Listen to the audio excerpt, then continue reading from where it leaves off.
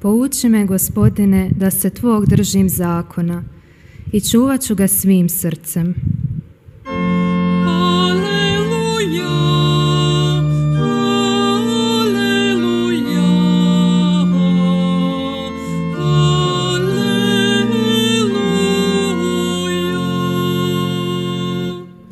Dominus vobiscum. Et cum spiritu tuum. Lectio Evangelii secundum Matteum. Gloria tibi, Domine. U ono vrijeme reče Isus svojim učenicima ovu prispodobu. Kraljevstvo je nebesko kao kad domaćin rano ujutro izađe najmiti radnike u svoj vinograd, pogodi se s radnicima po denar na dan i pošalje ih u svoj vinograd. Izađe i o 3. uri vidje druge gdje stoje na trgu besposleni, pa im reče: idite i vi u moj vinograd, pa što bude pravo dat ću vam. I oni odoše. Izađe opet o 6. i 9. uri, te učini isto tako. A kad izađe o 11. uri, nađe druge gdje stoje i reče im: zašto ovdje stojite vazdan besposleni? Kažu mu: jer nas nitko ne najmi. Reče im: idite i vi u vinograd. Uvečer kaže gospodar vinograda svojemu upravitelju: pozovi radnike i podaj im plaću, počevši od posljednjih pa sve do prvih. Dođu tako oni od 11. ure i prime po denar. Pa kada dođu oni prvi, pomisle da će primiti više, ali oni prime po denar. A kad primiše, počeše mrmljati protiv domaćina: ovi posljednji jednu su uru radili, izjednačio si s nama koji smo podnosili svu tegobu dana i žegu. Na to on odgovori jednome od njih: prijatelju, ne činim ti krivo. Nisi li se pogodio sa mnom po denar? Uzmi svoje pa idi. A ja hoću i ome posljednjem dati kao i tebi. Nije li mi slobodno činiti sa svojim što hoću? Ili zar je oko tvoje zlo što sam ja dobar? Tako će posljednji biti prvi, a prvi posljednji. Riječ Gospodnja. Slava tebi, Kriste.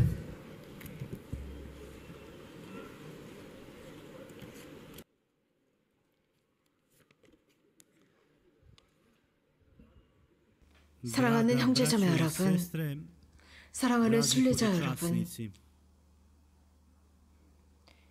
하늘나라, 우리는 그 하늘나라가 무엇일까요? 우리는 그 하늘나라를 어떻게 상상하고 있을까요? 사람은 하느님의 모상대로 창조되었다고 우리는 자주 들었습니다. 그 뜻은 하느님께서 처신하시는 대로 우리도 하느님처럼 처신해야 한다는 뜻입니다. 그런데 여기에 위험이 있는데, 인간은 자기 스스로가 만들어 놓은 그 어떤 하느님에 대한 모습대로 행동한다는 것입니다. 이것이 바로 잘못된, 하느님에 대한 잘못된 상상입니다. 예수님께서는 이러한 모습을 바리사이들 속에서 보았습니다. 당시 바리사이들은 신심 있는 사람들이라고 생각되었던 사람들입니다. 하느님께서 이런 모습을 그들 속에서, 주님께서 이런 모습을 그들 속에서 보았던 이유는 그들은 잘못된 모습을 지니고 있었습니다. 하느님에 대한 잘못된 모습이었습니다. 하늘나라, 오늘 예수님께서는 이 포도원에 비유하셨습니다. 여기에서 일하는 사람들, 그들은, 이 바리사이들은 그 포도원에서 일하는 사람들 같았습니다. 하느님께서 원하시는 대로 행동하지 않았습니다. 바리사이들은 하느님 나라에 관한 아주 협소한 관점을 가지고 있습니다. 자신들의 삶, 자신들은 열심했고 열심한 기도를 했고 신심이 대단한 사람들인데 하느님께서는 그대로 보상해 주시지 않았다고 생각합니다. 또 율법을 지키고 있다고 생각합니다. 완벽하게 지키고 있다고 생각합니다. 그런데 하느님으로부터 멀리 있고 죄를 진 사람들을 하느님께서 먼저 생각하신다라고 생각하면서 그들과 함께하는 예수님을 부정하다고 생각했습니다. 하지만 예수님께서는 구원의 문은 모든 사람들에게 열려있다라고 말씀하셨지만 그들은 예수님께서 하시는 것이 불의하다라고 여기면서 예수님에 대한 불평과 비난을 하기 시작합니다. 하느님의 나라는 이렇게 가장 맨 마지막에 그 포도원에 온 사람들에게 해당되는 것입니다. 그 어떤 누구도 원치 않는 사람들 말입니다. 그 어떤 누구도 기대하지 않았습니다. 자신들이 조금밖에 일하지 않았지만 하루의 품삯을 받는 것입니다. 버림받았던 사람들, 모든 이들로부터 부정당했던, 소외당했던 사람들입니다. 사실 이러한 것은 우리들의 삶 속에서 그렇다고 모든 것을 다 잃은 사람들은 아닙니다. 중요한 것은 우리가 기억해야 할 것이 있습니다. 우리들이 가치가 있다는 사실입니다. 나의 가치는 작지 않습니다. 우리가 이곳 주님 앞에 머물면서 이렇게 자문해 볼 수 있습니다. 제가 얼마나 큰 가치가 있는지 혹시 잊고 사는 것은 아닌가 싶습니다. 아시시의 프란체스코 성인은 이런 말씀을 하셨습니다. 우리가 생각하는 것 이상으로 우리는 가치가 있기 때문에 그것을 주님께 드리자고 했습니다. 교황 프란치스코께서는 젊은이들에게 보낸 서한 2016년 멕시코 청년대회에서 이런 말씀을 하셨습니다. 젊은이 여러분, 희망하면서 큰 위험은 그 희망 속에 힘이 있음에도 불구하고 여러분들은 그 안으로 들어가지 않는 것입니다. 여러분들이 시들어버렸고 슬픔 속에 안주하고 있을 때 이상형이 있음에도 불구하고 공허하게 슬프게 열등의식 속에 빠져있는 상황이라고 했습니다. 이것이 바로 이 희망의 덕의 가장 큰 위험은 이 희망으로 들어가지 못하는 것입니다. 이런 희망이라는 덕이 있음에도 불구하고 여러분들이 가치가 없다고 생각하는 것입니다. 가정 안에서, 공동체 안에서, 여러분들이 사는 곳에서 가치가 없다고 느끼는 것입니다. 이것은 매우 삶을 어렵게 하고 고통스럽게 합니다. 이것은 여러분과 저에게도 일어날 수 있습니다. 이런 것은 여러분들을 파괴하고 죽입니다. 아프게 합니다. 또 다른 위험이 있는데 희망 속에서의 또 다른 위험은 프란치스코 교황님께서 하시는 말씀은 삶의 모든 것에 다 도달할 수 있다고 생각하고 성공했다고 생각합니다. 그래서 여러분들이 대단한 가치가 있다고 생각합니다. 그러나 조심해야 할 것은 사랑의 힘이 더 중요하지만 여러분들의 교만이 하늘을 찌르는 일입니다.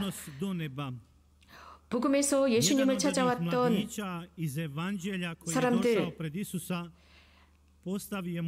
영원한 삶을 얻기 위해서 무슨 일을 해야 합니까? 라는 그 부자 청년을 생각해 봅시다. 그는 삶의 모든 것을 다 지닌 부족함이 없는 부자 청년이었지만 불행하다고 생각했습니다.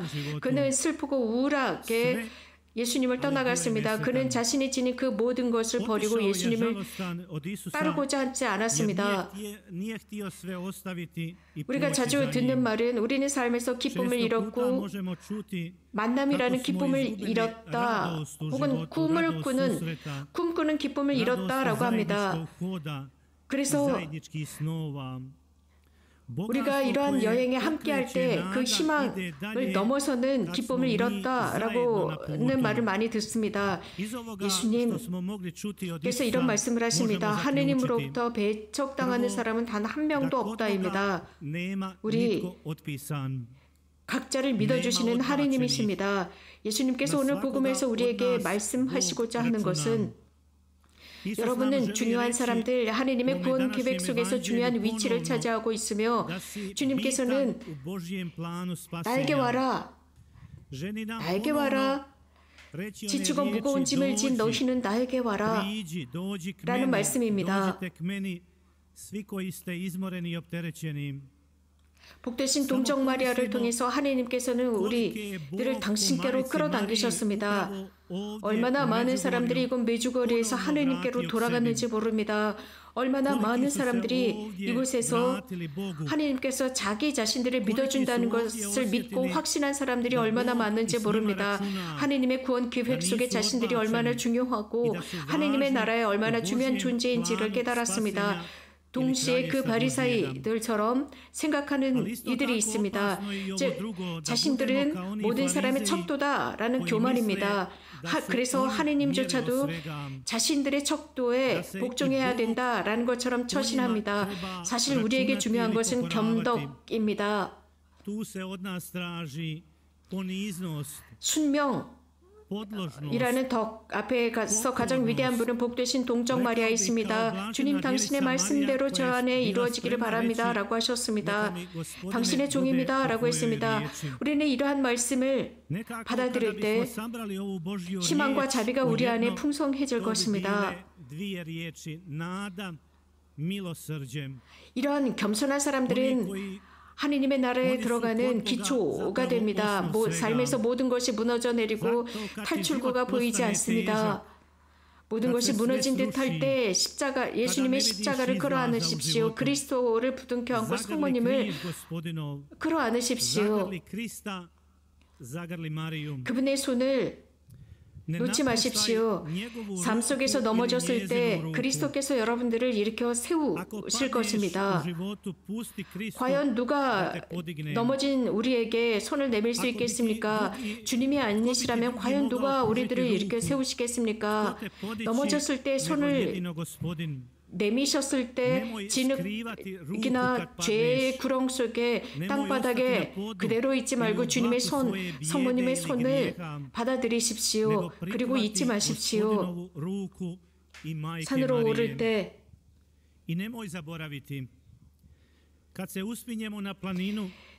일어나는 것입니다. 넘어지면 항상 일어나고 또 일어나는 것입니다. 혹은 이웃이 넘어졌을 때 혹은 이웃을 보았을 때 여러분들이 만물박산처럼 행동하지 마십시오. 그렇게 행동하고 그렇게 설교하려고 하지 말고 한 걸음 먼저 나가서 격려하고 그의 말을 들어주고 손을 내밀어 주십시오. 그리고 그 사람과 함께 머물러 주십시오. 이것이야말로 치료약으로서 듣기에 치료가 됩니다. 예수 그리스도의 손을 잡으십시오. 그리고 예수 그리스도처럼 손을 내밀고 그 넘어진 사람 곁에 머무르며 도와주십시오. 예수 그리스도께서 주시는 충만한 삶을 받아들이십시오. 단 그분께서 말씀하시는 대로 섬기는 삶을 살 때 삶은 가치가 있습니다. 그렇게 사는 것이 훨씬 더 좋습니다. 하느님의 나라는 곧 하느님의 나라는 누룩과 같고 소금과 같다 했습니다. 빛입니다. 희망입니다. 사랑하는 교형자매 여러분, 사랑하는 순례자 여러분, 예수님을 바라봅시다. 우리의 유일한 희망이 있습니다. 그분께서 우리를 모든 유혹으로부터 자유롭게 하시고 우리가 무용지물이라는 생각을 하기를 바라지 않으십니다. 우리는 하루 일과를 일하면서 맨 마지막에 와서도 제값을 주시는 분이십니다. 그분께서는 우리들의 활동을 심판하는 심판자가 아니라 자비하신 아버지, 사랑의 아버지로서 우리들의 삶을 동반해 주십니다. 그래서 그분은 엄격함보다 사랑의 잣대를 대시는 분이십니다. 당신의 선하심으로 우리를 판단하시고 엄격한 심판관의 법대로 심판하는 그런 분이 아니십니다. 복음에 등장하는 바리사이들처럼 행동하지 말고 좋으신 모든 사람에게 좋으신 그 하느님께 우리들을 열어드립시다. 하느님의 생각과 하느님의 계획은 우리들의 생각이나 우리들의 계획과는 다릅니다. 이는 하느님의 사랑의 신비를 발견할 수 있게 합니다. 오늘 복음에 등장하는 이 품삯은 우리들의 선행에 대한 품삯이 아닙니다. 하느님의 우리를 향한 하느님의 선하심 자체입니다. 이러한 하느님의 선하심은 인간의 악을 이루어서 방해할 수 없고 파괴할 수 없습니다. 어두움으로 끌고 갈 수 없습니다.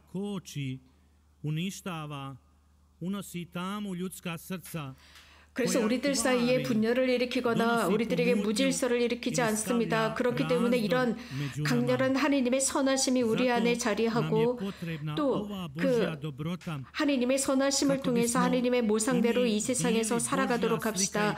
오늘 복음은 그렇기 때문에 이 복음 말씀을 우리들의 삶 안에서 실천하면서 살아가도록 합시다. 아멘.